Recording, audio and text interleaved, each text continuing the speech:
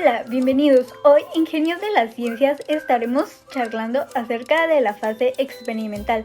Se abordarán principalmente los temas de molaridad, molalidad y disoluciones. Primero definiremos qué es una disolución. Es una mezcla homogénea a nivel molecular de dos o más sustancias puras que no reaccionan entre sí, cuyos componentes se encuentran en proporciones variables. Brevemente se define a la molalidad como medida de la concentración de una solución química. Asimismo, la molaridad es la cantidad de una sustancia en un cierto volumen de solución. La molaridad se define como los moles de un soluto por litro de solución. Ahora sí, iniciaremos con nuestro experimento.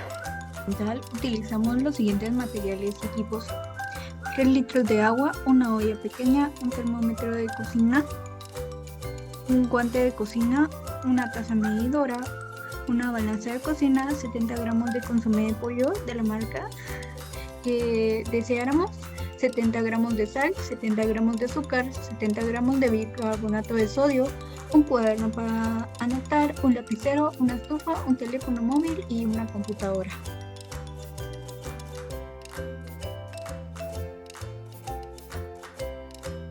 Procedimentalmente, pusimos a calentar en la estufa 1 litro de agua en una olla pequeña y para el problema 1 debíamos de medir 250 mililitros de agua.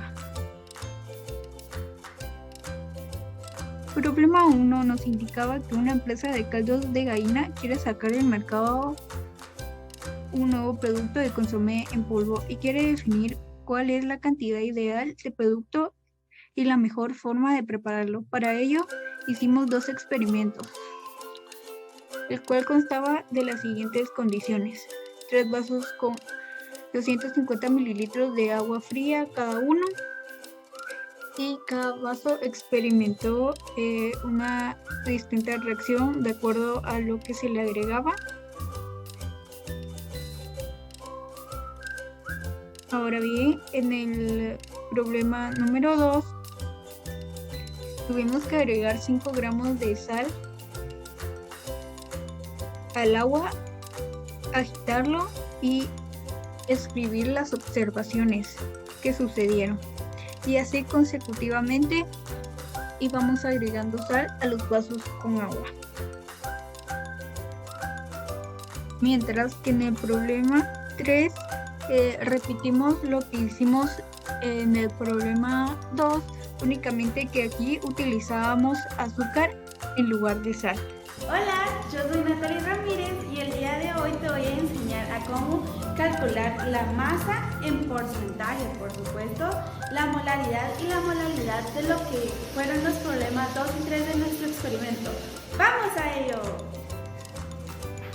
Para poder explicarte cómo sacar el procedimiento de la masa necesitamos la masa atómica relativa, que en este caso es un mol de lo que es nuestro componente denominado Na, que es 22.98, dividido a la constante de masa molar, que sería 1 gramo partido mol. En este caso usaremos la del componente denominado Cl, que es 35.45. Nuestra primera masa molar nos dio un resultado del 40% del elemento Na. Para poder calcular la molaridad utilizaremos únicamente la de 5 gramos del problema 2. Por lo tanto, para poder hacer esto necesitamos dividir 1 gramo dentro de 1 mol de solubilidad, multiplicar esto por 100 gramos de solubilidad por 2 de solubilidad. Esto nos da un resultado a 1000 gramos de sol partido 2. Esta fracción la vamos a multiplicar por 5 gramos del componente NaCl partido 100 gramos de sol. El siguiente procedimiento es el resultado de esto, multiplicarlo por 1 mol de Na por Cl partido del 54.44 gramos de NaCl. Esto nos da un resultado de 0.85 moles de NaCl. Esto significa solo la molaridad. Ahora bien, ¿cómo sacamos el resultado de la molaridad de 5 gramos? Empezamos con 1 menos el resultado de la molaridad, que es 0.85 mol NaCl.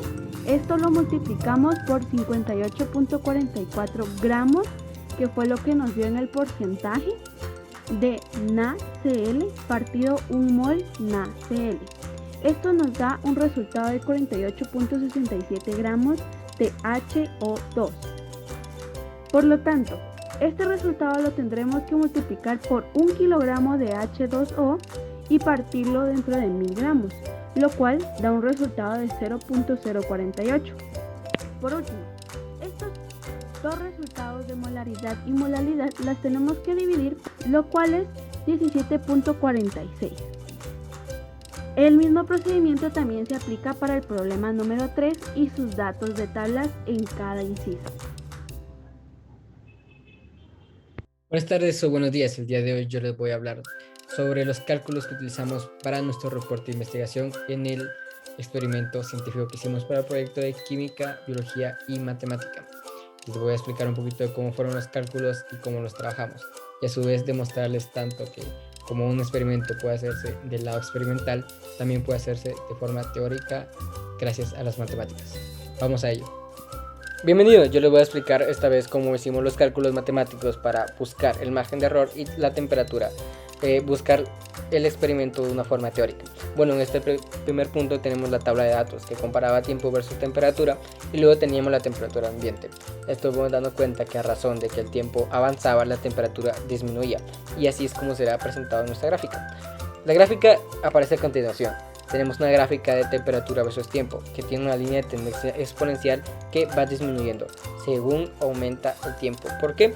Porque cada vez que el tiempo aumentaba, la temperatura disminuía porque se estaba enfriando según la temperatura del ambiente. Entonces aquí podemos ver cómo una variable era dependiente a la otra, ya que la temperatura del agua dependía totalmente de qué tan fría estuviera la temperatura del ambiente. Bueno, ahora proseguimos. En este lado podemos ver cómo tenemos las operaciones que realizamos para buscar tanto la temperatura cuando habían pasado 20 minutos, como despejamos K, y a su vez también el margen de error que tuvimos del lado experimental al lado teórico. Bueno, como primer punto en A tenemos el despeje de la ecuación para buscar lo que era K, ya que K lo buscábamos para poder realizar el resto de incisos, ya que era el modelo de enfriamiento de Newton.